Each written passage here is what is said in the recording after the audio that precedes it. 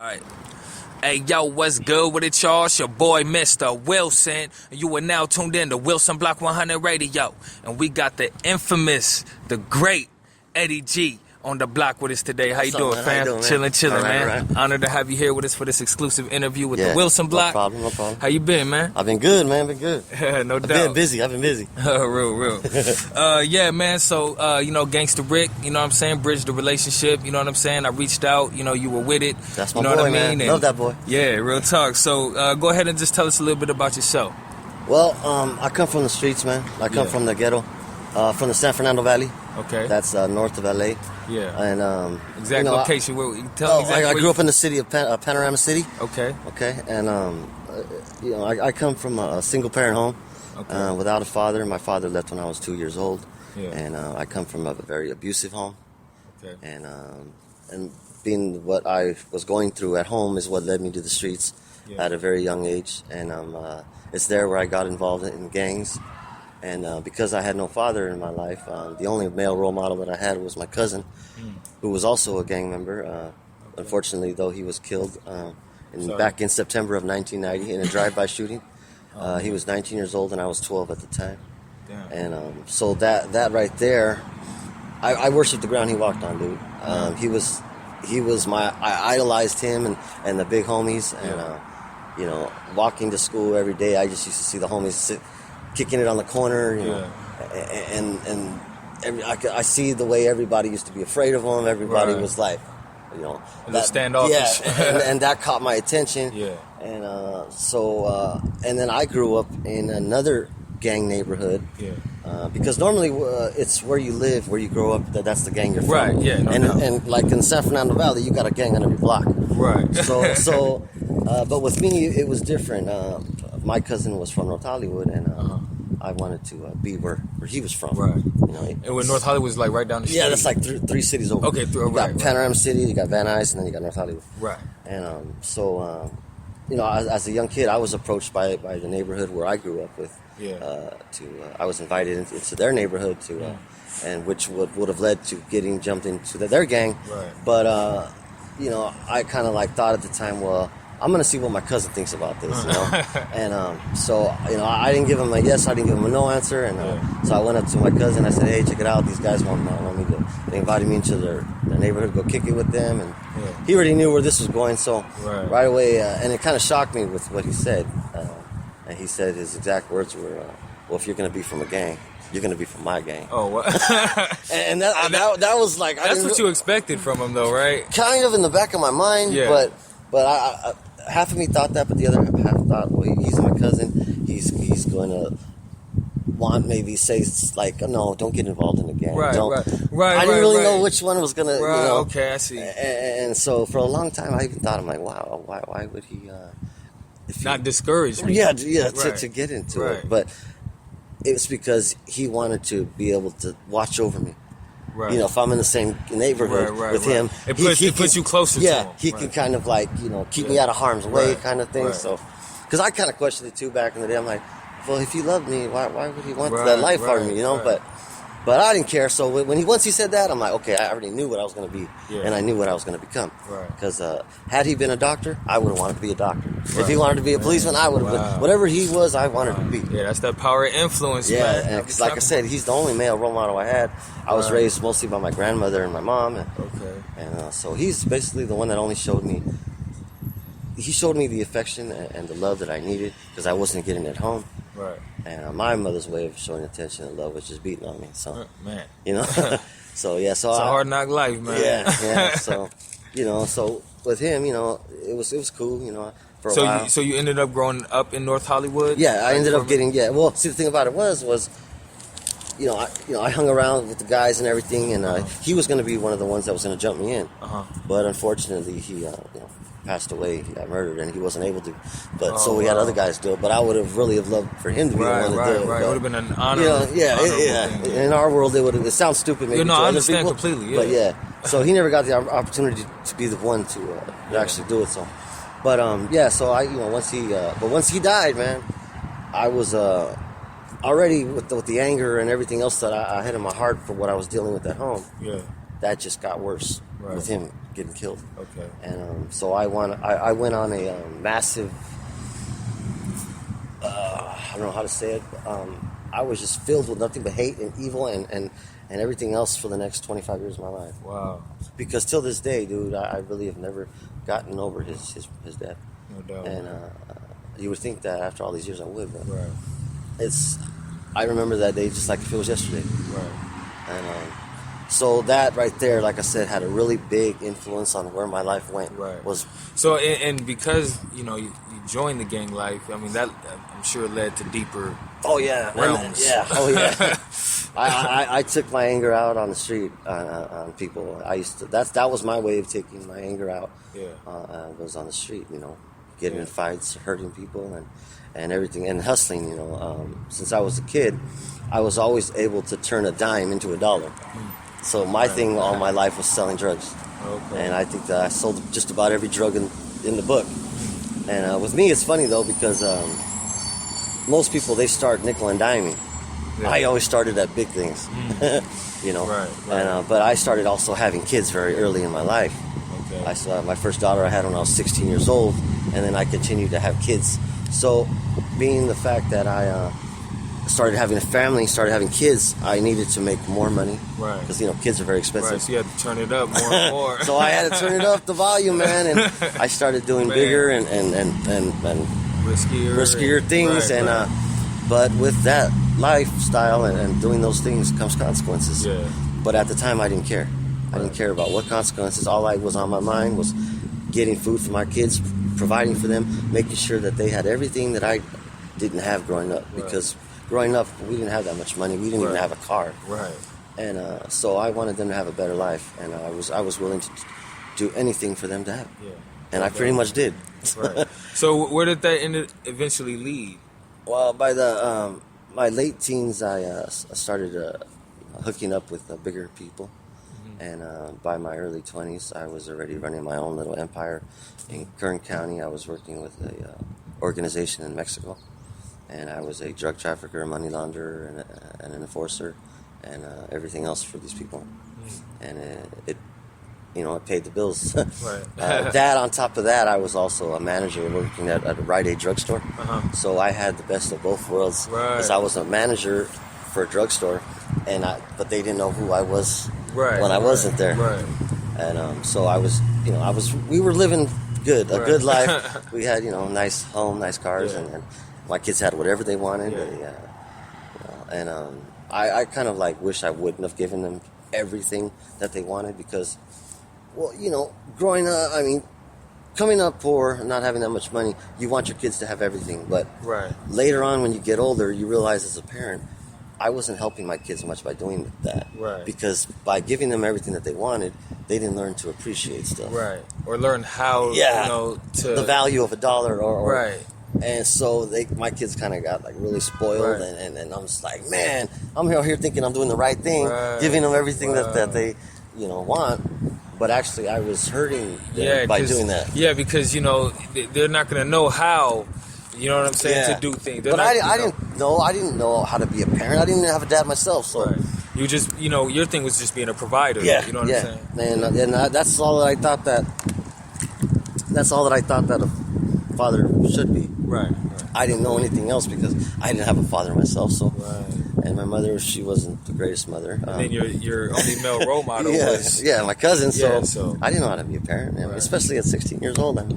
So I was just playing it by ear, man. Yeah. Well, there's no manual to the parenting, man. We all, try, I'm not a parent, but, you know what I mean? Common sense. Yeah, exactly. But, we all have, struggles and, you know what I mean? Things that, there's no manual on this. You know what I'm saying? There's just no, you got to kind of, learn as you go. Doing while I was doing this stuff, I never told my kids about what I was actually doing. They knew that we used to go to Mexico a lot, but I used to tell my kids that we're going to go see relatives. But I never told my family. My ex-wife, she knew obviously who I was working for, but not even my ex-wife really knew exactly what else I was doing. Yeah. So that's a part of my life that I wanted to keep to myself. Okay. I never wanted to tell my kids or ex-wife or any other family or friends because you know, people might look at you differently when they didn't really know what I was doing. And I wanted just for my kids to see Dad. Right. I didn't want my kids to hear from other people, you know who you're, which, you know, I didn't want my kids to look at me differently, so I kept it a secret for all that time. And you know they're kids. I mean, how are you gonna break that? So, but yeah, man, no doubt. So you know, aside from you know what I mean, the life that we led at one point in time, you know, explain to me just how it was growing up in the San Fernando Valley in the '90s, man. Oh man, it was crazy. You know, man. I was born in '90. Okay, you know what I mean? Okay, so we was in Antelope Valley. You know, I think the '90s, the late '80s, and to about maybe the end of the '90s there, because the late '80s is when all the crack came in, when all the drugs started coming in, and that's where once the drugs started getting in the neighborhoods, you know, in the black communities and the Mexican communities, the drugs pretty much. It was chaos, man. There was at one time or another, San Fernando Valley had the highest gang-related homicides. Believe it or not. Wow. Yeah. And people were killed every day. I mean, it's a normal thing in the valley. You see people get shot, killed right in front of you, and you adapt to it after a while, man. And you just walk by like nothing. Yeah. I mean, at first you're just like, whoa, but after a while, man, you know, like I've lost so many homies of mine from my neighborhood during the years that it don't even faze me no more, man. Right. It's just like, you know, I can't believe how many friends of mine have been killed. You know, I went to my neighborhood not too long ago because they're doing a film on me, and I'm like, I seen all these new guys, these kids. I'm like, who the heck are these guys? Because all my generation, they're mostly dead or they're doing life in prison. You know, at Pelican Bay. So, you know, my generation, the gangs were a lot worse back then than they are now. You know. It was a lot realer. But you had more real gangsters. I want to say back then, because this generation nowadays, they got no respect. Exactly. They got nothing. Right. Okay. Exactly. Back in the day, we were what we were. Okay, but we didn't disrespect our parents. Right. We didn't go tagging up on a church. We took pride in the way we dressed. These kids nowadays, they look like they just got out of bed and just threw something on, man. Right. We took pride in the way we dressed. We preached our shit up. We just, you know, but I guess in a way it could be hypocritical because we killed one another. But we didn't. But I mean, I understand. You see what I'm saying? You know what I mean? You guys. We had a code of honor, man. A code of honor that code of ethics. Yeah, this new generation nowadays don't have. Yeah, I agree. And it's kind of like a lot of times during the making of this film that they're doing on me, a lot of people have brought to my attention the fact that they like what I'm doing. Yeah. And I didn't quite get what they meant by that. And here's what they said. What they told me. They said that I'm bringing back the OG style, like the way we used to dress, the way we used to talk, the way we used to walk. It's like our you know, being a Mexican American, being Chicano. Yeah. This new generation, they're not being themselves like we used to be. Yeah, they kind of like lost sense of the culture. Yeah, lost exactly, touch with the culture. Exactly. Right on point. And I'm bringing back the culture. A lot of people are telling me, and they love that. I'm looking at them like, what? I mean, well, obviously they haven't seen the film yet, but I'm like, really? Because they're like, no, it's just you're bringing back our culture. Right. So that was speaking lost. on that, from the heart of a G. Yeah. You know what I'm saying? It's there's a lot to it. Go ahead and just break down. Well, from the heart of a G, it's a film based on my life, on my autobiography. Yeah. And I wanted to bring it out before the book came out, just so people can get a little quick sneak peek. Yeah, no doubt. At what to expect from the book. Okay. And usually it's the other way around. Right. Yeah, you know, they put the book out. But I'm not like everybody else. Right. They put a book out and eventually a movie will just come out, you know. So, I did it a different way because I'm not like everybody else. Right, thank you. You know, so I like to be original. Your difference. Thank you. Yeah, thank you. And it's caught a lot of attention. It literally, I did not expect to where it's gone to at this moment. Right. It's like, but you know, a lot of it has to do with God. Absolutely. You know? Well, actually, most of it has to do with God. Yeah. And I would have never thought in my life I would be where I'm at today, considering the kind of things, the lifestyle, and the kind of person that I was.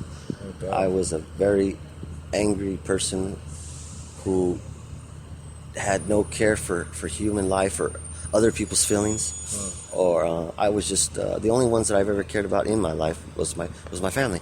Wow. I didn't care about anybody else, and I just had this weight on my shoulder that I was carrying around for so long, Right. and So, doing what I did was kind of good because because when a person has so much anger and rage inside of them, you have to get it out somewhere. Right. So you got to release it. Yeah, and my way was just hurting other people. Oh, so okay. Because a lot of times people, when they're angry or something, they take it out on ones that don't deserve it. Right. And I didn't want to do that. Right. You know. Thank you, man. And so I had to take it out some way. Right. So the way I used to look at it was, I'm taking out the trash. Right. These are not good people. I mean, Right. these are. If you're involved in the kind of life that I'm in, you're not a good person because you wouldn't be. So that's the way I used to see it. Just to like maybe tell myself that I'm not such a bad person. Right. I was just trying, I guess, making excuses for who I was and what I did. Yeah. So, what was it that brought you to the point of redemption? What made you just make the transition, and how did you end up dealing with that? Well, like I said, we lived a very good life for a long time. Uh-huh. But I was struggling during this whole time. My drug of choice was cocaine. Okay. And I had done it since I was a kid, but I started using, with money, when you're in that lifestyle, and I worked around it, obviously, you get caught up. Yeah. And I started using a lot more cocaine, and I started pretty soon I was struggling with an addiction. But along the way, I got my ex-wife addicted to using cocaine as well. And eventually, it led to us having affairs. It led to us fighting, spousal abuse, us going to jail. Oh, okay. Once the drugs entered our home, I tried to always leave what I did outside of my home. Right. But once I brought the drugs into my house and me and my ex-wife started using, it went all crazy from there. Right. So, like I said, I loved my family so much. And once the drugs got into our home, and all the stuff, the affairs and fighting were going on, that led to us getting spiral out of it was that. And on top of that, around the same time that this was going on, I had other members of the organization who I used to work for. Uh-huh. I've always had haters. Okay. I've been an entrepreneur since I was a kid. I was always very good at making money, turning a dime into a dollar. Yeah. And I even had haters over there in Mexico. So these haters took it to the next level, though, and they went ahead and snitched on me. So all my people started going to jail because there was a snitch who was hated on me so much that wanted me out of the picture. Because, see, over there, I was an outsider. See, these organizations, they're all family related. So they're looking at me like, man, this guy gets everything. I was one of the most trusted, most loyal members of the organization. And I pretty much got anything that I wanted. If I wanted, I need 5,000, by the way. Say, for example, if I needed that, right there, no problem. Give me 100 keys. I'll get you next week. No problem. This is how I had it.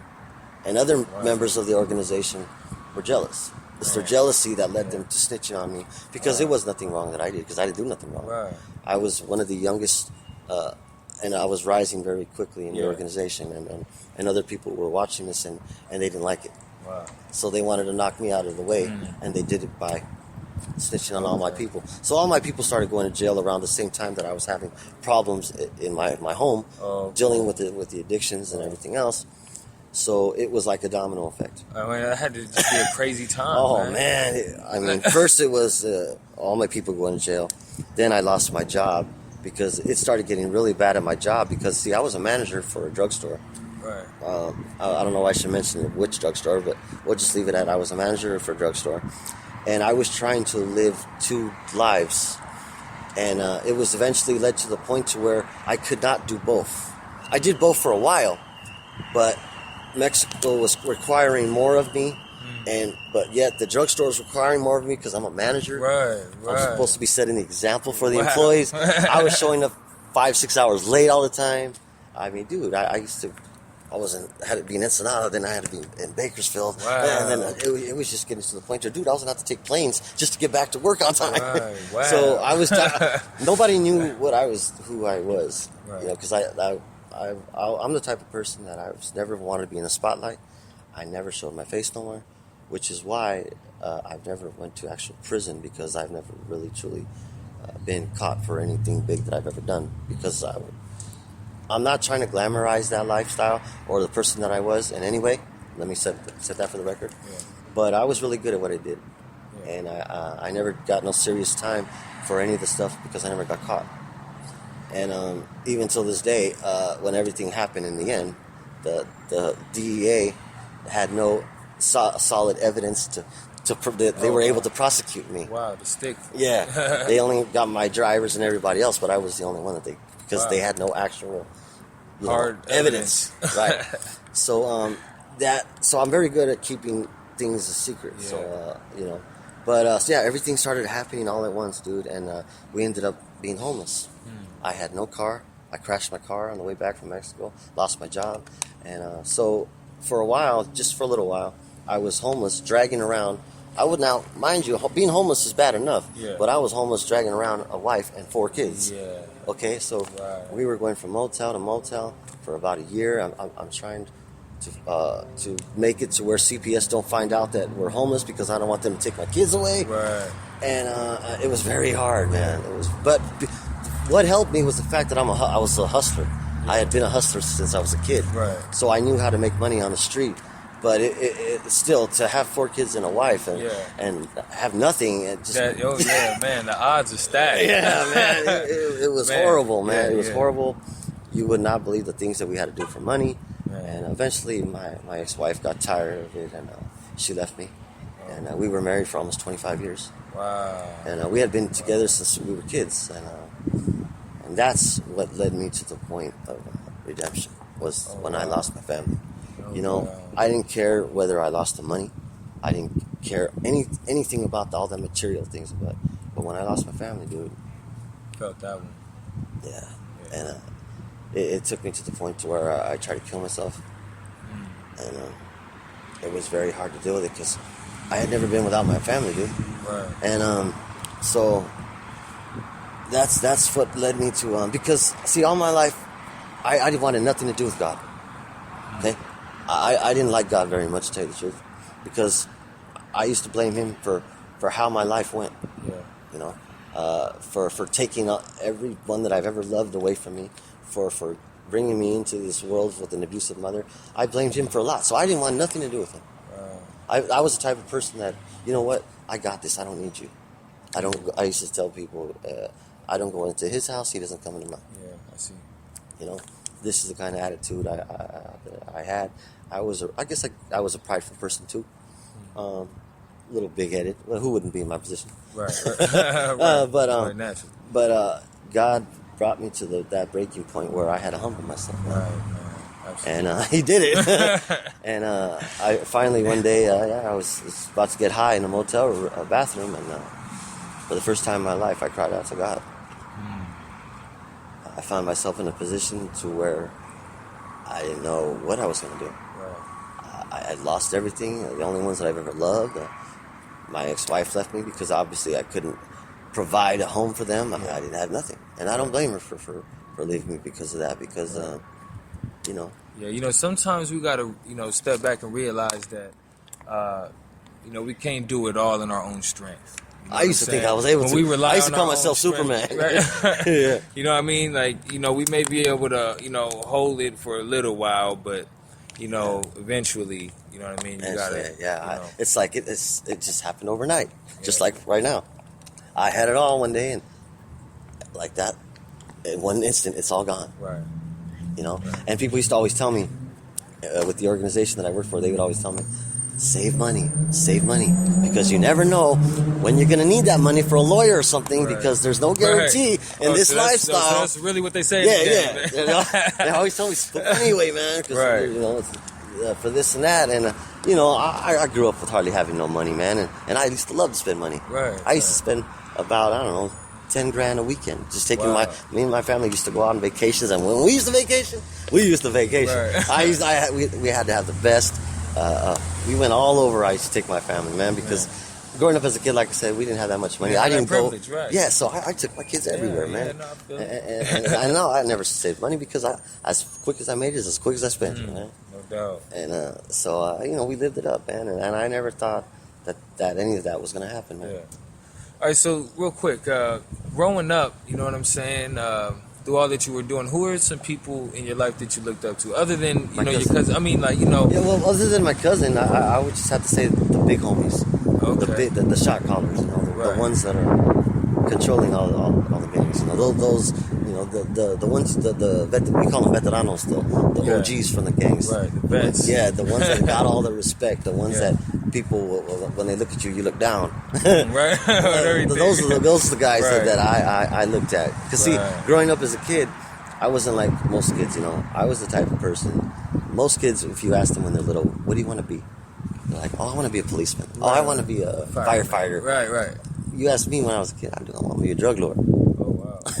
Damn. I was the type of kid that I always went for the bad guys in the movies. Right. Okay. That's the kind. I was like a the little Joker. hustler. Yeah. I was, all for the, not like normal kids. Right. And so that's the kind of kid that I was, man. Right. And me, I'm the type of person that I've always, whatever I've wanted in my life, whether it was bad or good, I've gotten it. Okay. Because I've truly believed that anybody can do anything that they want to. Right. God gave us all the same thing, a brain. Yeah. There's just some people that know how to use it, and there's some people that don't. Right. But you still have one. Right.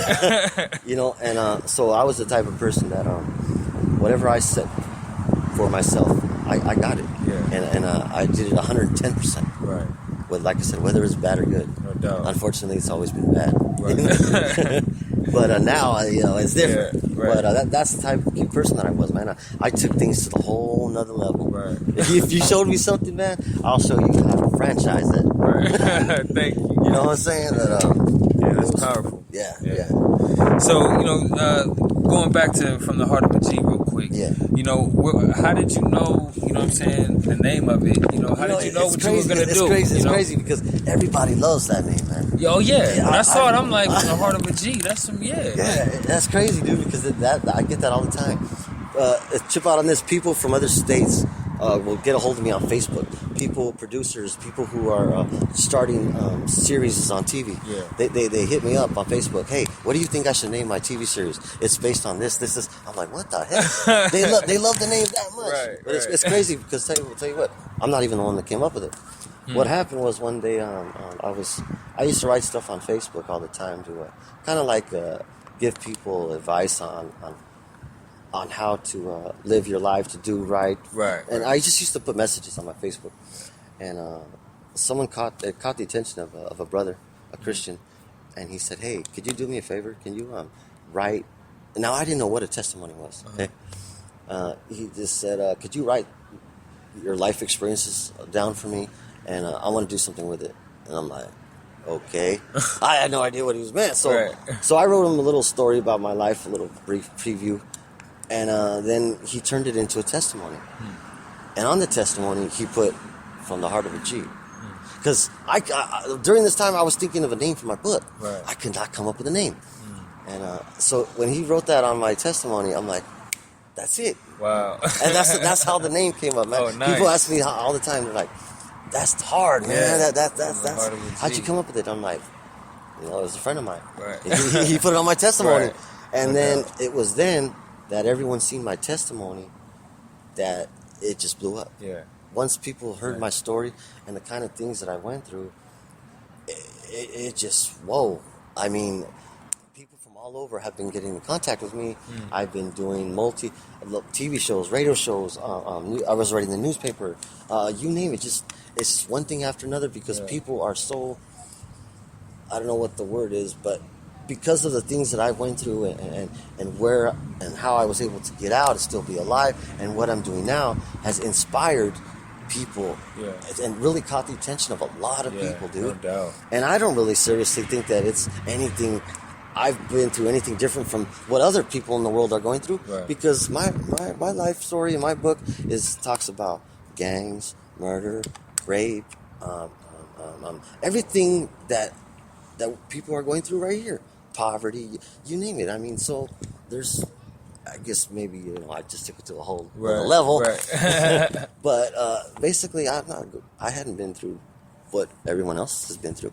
People deal with homelessness all the time. People deal with everything. Nothing so much that no one else goes through. Yeah, that's just the thing about me, is that I went through it all, and I was already, I've been through what a 100-year-old man has been through in a lifetime. I already had been through it by the time I was 20 years old. Right. You know what I'm saying? Right. I started out very young, man. I had to grow up fast, Yeah.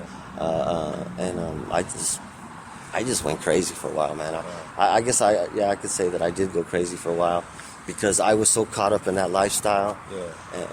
And don't get me wrong, it was very hard to get away from that lifestyle, man, Right. because I was very good at it. Right. I got so used to having money all the time, and you get treated a certain way, man. Yeah, okay. exactly. I used to That sit respect. up there. I used to sit up there with all these rich people. Okay. I used to having that. I would have rather not had that life and experienced it than to have it and then have it taken away from me. It's very hard to deal with, man. Absolutely. I would have rather. That's why a lot of billionaires they commit suicide. Yeah, because when they go broke. you get used to a certain way of living. Yeah. And I had anything I wanted, dude. People knew who I was. The certain people in my lifestyle. Yeah. And if I wanted, I used to have tabs with all the dealers, 5,000, 10,000, and I didn't have to pay for weeks at a time, because they knew who I was. They knew I had money. So I was doing about an 8-ball to myself of coke a day, Wow. and then my ex-wife was doing an 8-ball to herself a day. Wow. So Wow. we had a very high cost of living, and once I lost it all, dude, It was hard to It adapt. was hard, man, and I lost my dignity. I lost my self-respect. I couldn't even look at myself in the mirror, man, Wow. and call myself a man. Wow. Because see, I was the type of person that I truly believe you're not a man if you don't step up to the plate and take care of your family, provide for your children. Absolutely. And when I was put in the position to where I couldn't do it myself, you can imagine how I looked at myself. And it was bad, man. I was in a bad spot, in a bad place. And one of my friends that I grew up with from the neighborhood, I don't know if you've probably heard of him by the name of MC Boulevard. Okay, maybe. He's a lot of people don't know his name, but he made a song a long time ago when my cousin got murdered. It's called "I Remember You, Homie." Okay, it's a rap song. He's probably one of the first ones that brought in the Mexican rap.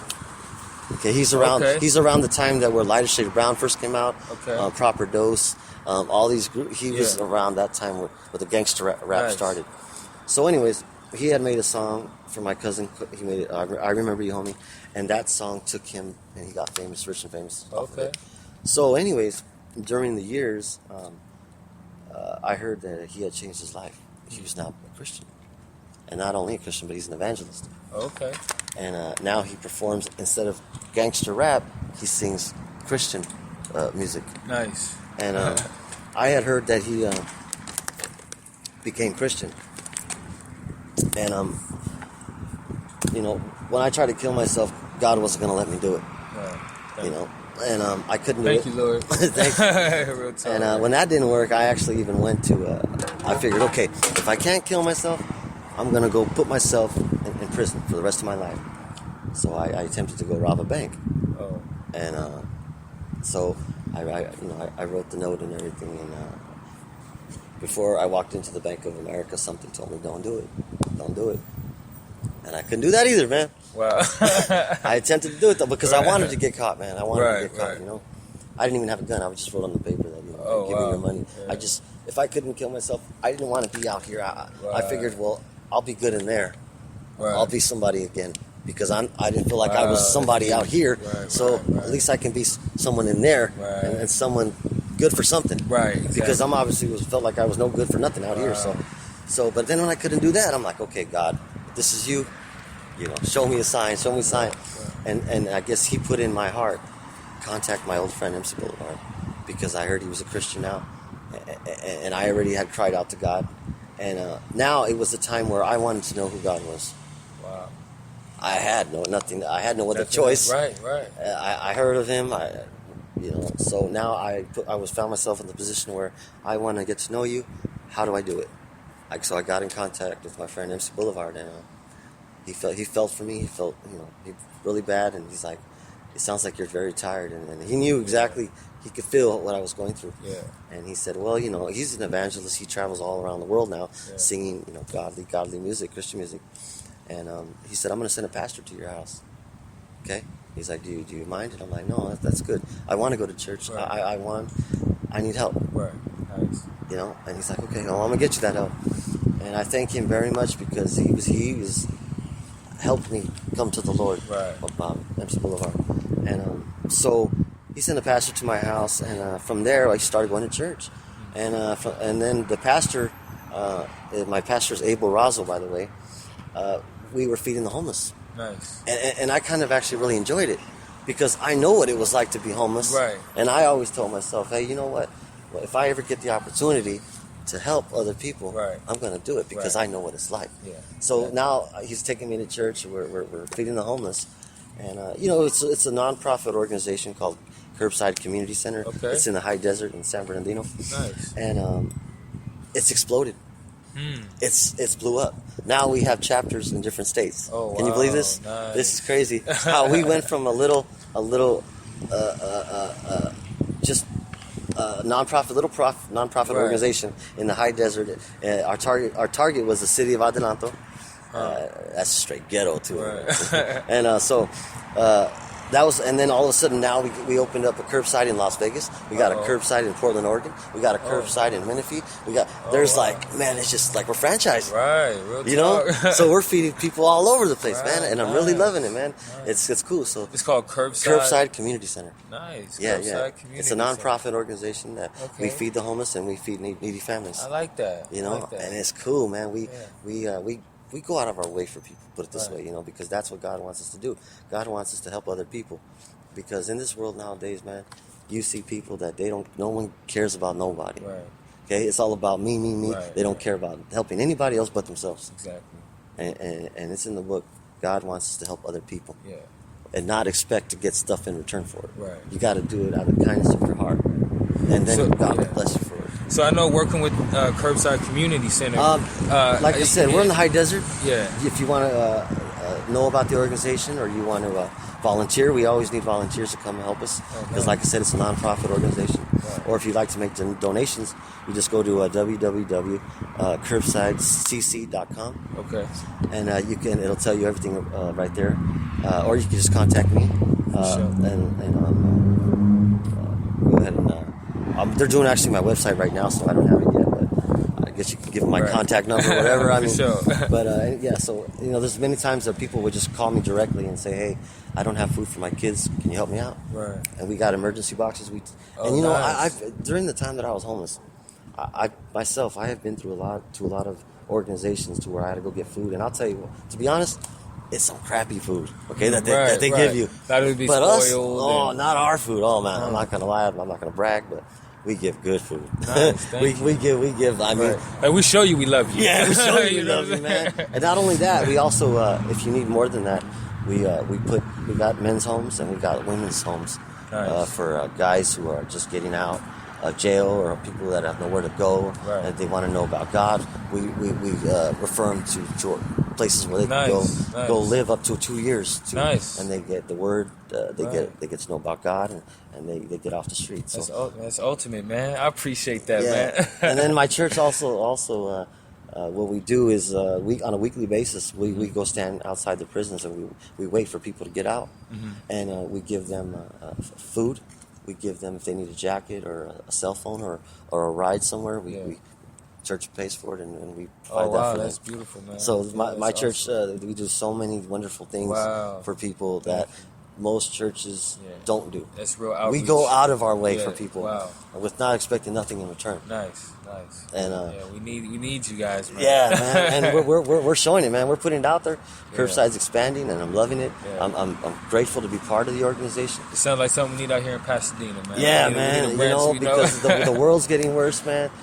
hard times are at its peak right now. Yeah. There's the homeless people it's getting higher and higher, the population. Yeah, and these people need help, man. Someone needs to step up to the plate and help, you know. Yeah, real talk. And that's what I'm doing now. Believe it or not, on my spare time, that's what I do whenever I can find time.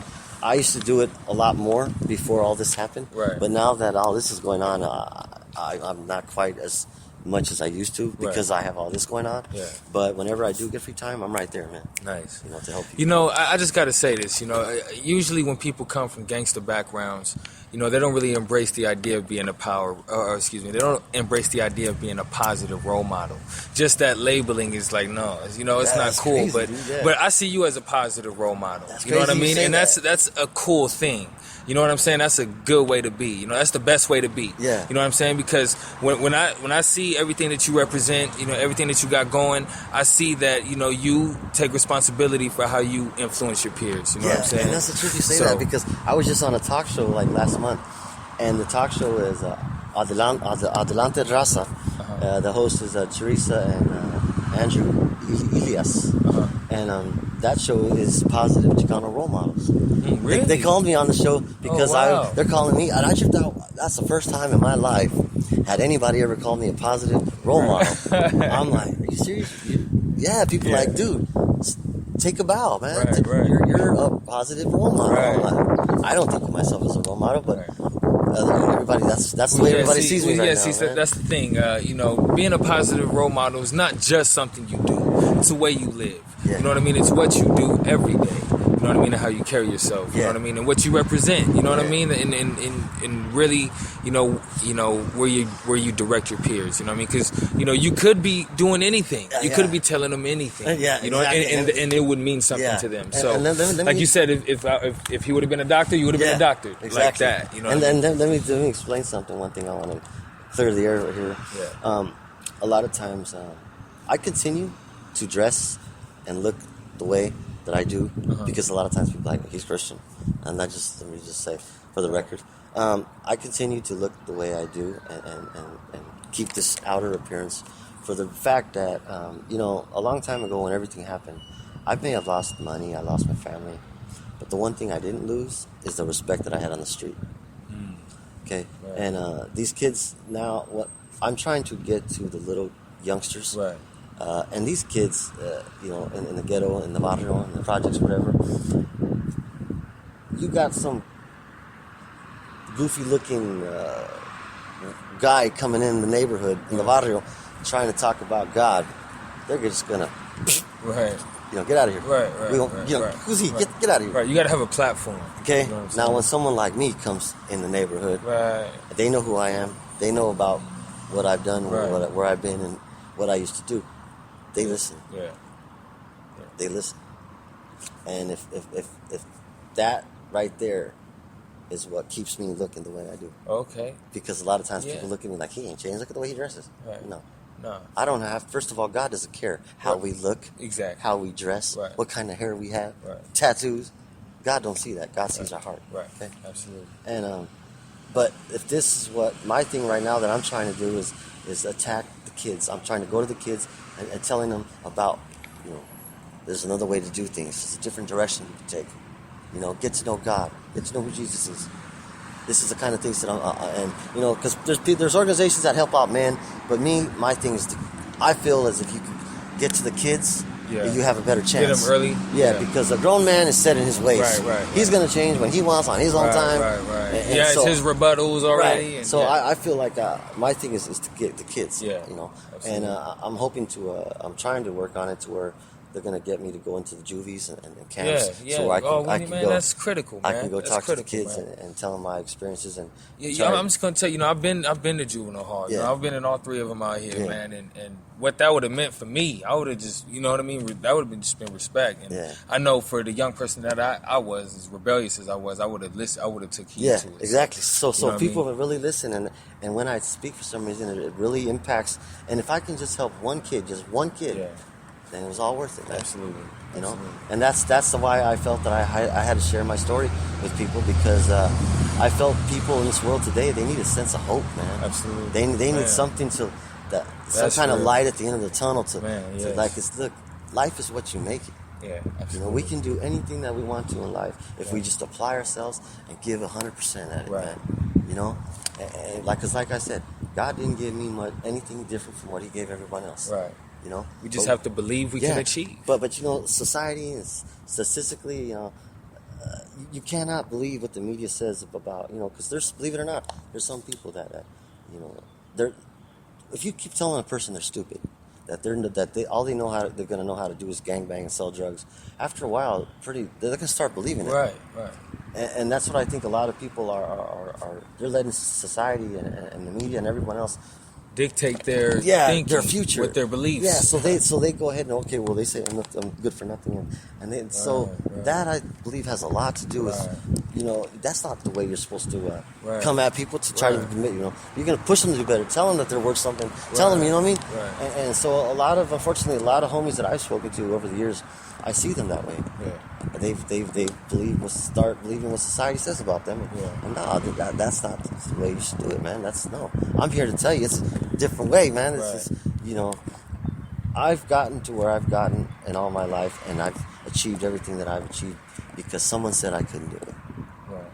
Nice. My haters were my motivators. Okay? Right. What they said could not be done, I did it. Till this day, the things that I've done, people have not been able to do today. Wow. That's why I have the respect in that old ways. Right. Okay. Now, like I said, I'm not trying to glamorize that life in any way, but I'm just saying. You know, it is what it is. You know, if people say you can't do something, use it as a positive. Right. Turn that negativity into something positive. You know, Absolutely. Don't let them tell you ain't no good. Don't let people tell you that you can't do something.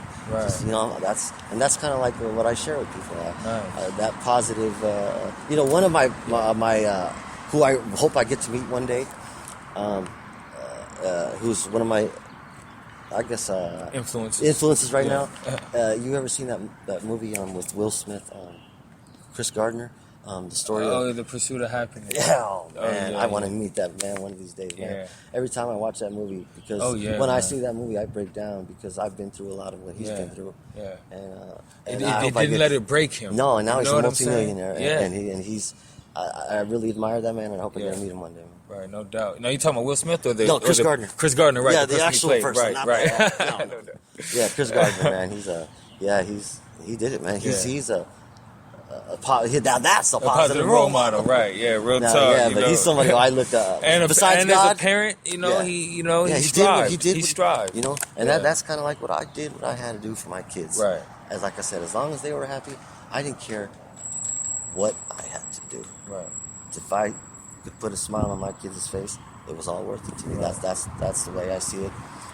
Sure, people will probably say there's other ways to go about doing it, but like I said, I did it. You know, we all make mistakes. We all, you know, and I paid for them. Right. No doubt. And I like. All right, hey, you know, one more time on the From the Heart of a G, right? Can you give us any, you know, people that's going to be appearing in the film? Oh yeah. You know what I mean? Oh man, you guys are in for a treat on this one. Let me see. Off the top of my head, okay, you got Gangster Rick, you got Midget Loco, you got Sleepy Malo, you got Spanky Spankaho, you got Norman Carter from the Delphonics. Let's see. Oh So Vicious. You got Miss Lovely, Smokey Loco. I know they're gonna get mad at me if I don't remember. Iceberg. Angel Baby Rodriguez is supposed to be appearing next month. Chris Lopez, better known as the Youngster, he's a rapper. He's supposed to be coming in next month. MC Life, MC Boulevard. I know there's a few other. And so on. I can't remember. There's a lot more though, man. There's a lot more, and these are all one of the top names right now out doing the gangster rap thing. Sure. And so they're making like actress appearances. They're and or the soundtrack. That's what I was gonna tell you. We got, and now it was actually their idea. Okay. To do a soundtrack for the film, so now we got a soundtrack, and that's actually I'm really enjoying the soundtrack. Because they're all. I assigned a song to each of them. And they're doing a song for every part of my life. Oh, wow. And it's amazing. Wow. It's amazing. I wanted to share this story with you. I have 4 well, I have 5 kids now and two stepkids. But my first 4 kids that I had with my first wife, out of all my kids, my oldest boy, he's in prison right now doing 5 years. See, the bad thing about it was my kids really looked up to me.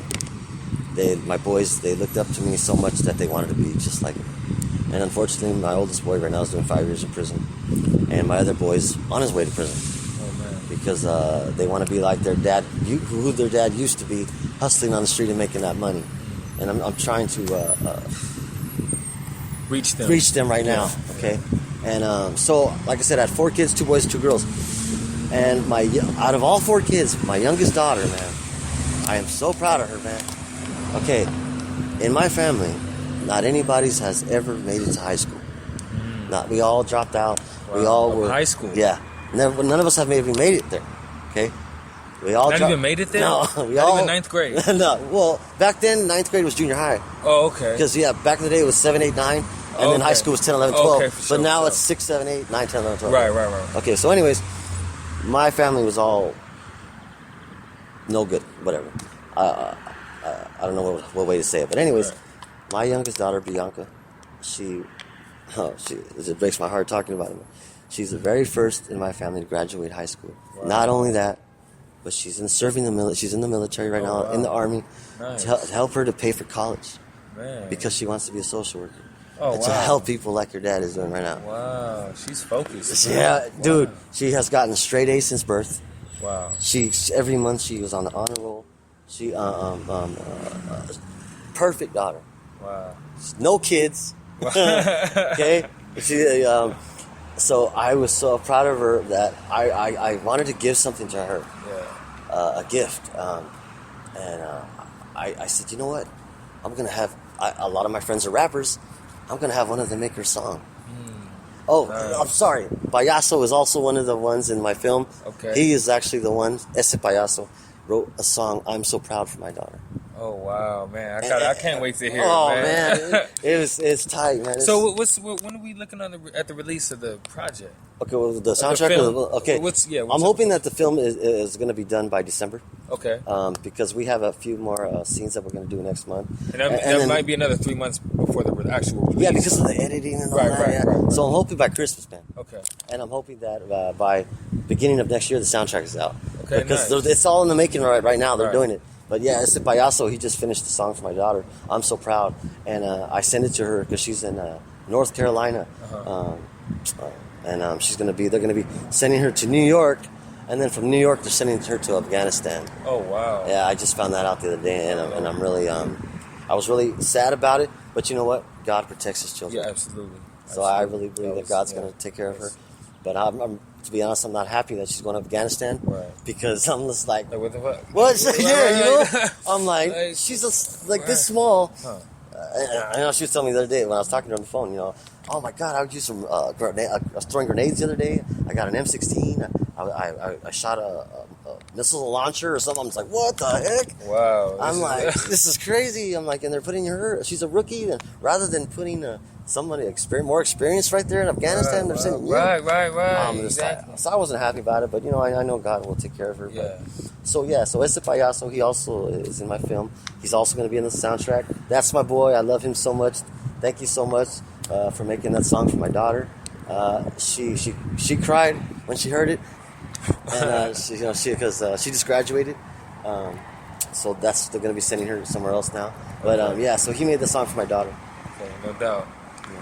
All right, let me just say one more thing. Gangster Rick is going to be doing a song for my cousin, rest in peace, Whisper.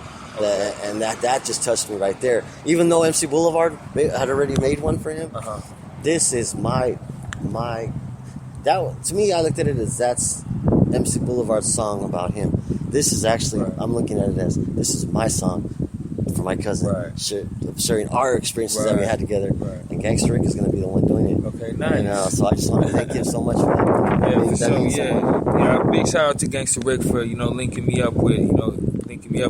You know what I'm saying? And Gangsta Rick is, I know Gangsta Rick because, he was out here grinding. Yeah, you know what I mean? Just like that. And, when I met him, there was just mutual respect. You know what I mean? That's my boy right there. He's been besides Payaso, he's been my biggest supporter since the very beginning. Yeah. And I just want to thank him so much, man, because he's really given 110% to this project. Yeah. He feels what I'm doing and everything, and it's just a blessing to have him, man. Absolutely, it's a blessing to have. Not only do I have him, but I have his wife also in the film too. Right, no doubt. Yeah.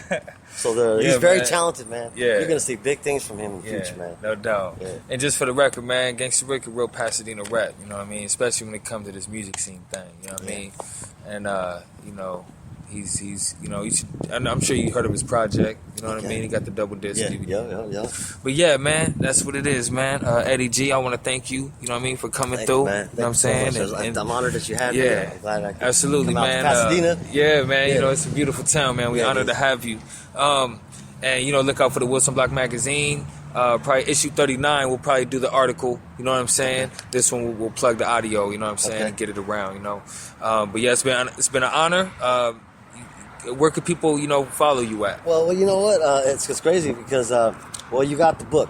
You got From the Heart of a G, the book coming out. Uh-huh. You got the From the Heart of a G film coming out. Then they got the soundtrack coming out. I got my G-Lokes now, sunglasses, Lokes line. I got the G-Style clothing coming out. Yeah. I just started my own business, From the Heart of a G Productions and Entertainment Company. Yeah. So I also book concerts now, fundraisers and stuff like that. And let's see, what else am I doing? And I'm with Curbside also, Curbside Community Center, which is blowing up all over. Right. And I just want to give a shout out. I got to give a couple shout outs. Yeah. I got to give a shout out to my boy Danny Northup, who played my cousin. Rest in peace in the film.